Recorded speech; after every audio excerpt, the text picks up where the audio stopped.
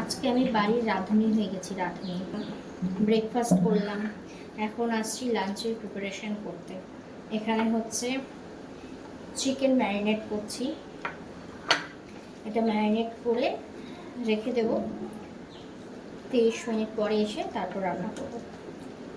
দই, শুকনো লঙ্কা, black pepper, তারপর বেসিক যে মশলাগুলো হয় সমস্তটা দিয়ে, রসুন, পেঁয়াজ সমস্তটা দিয়ে সুন্দর করে ম্যারিনেট করছি।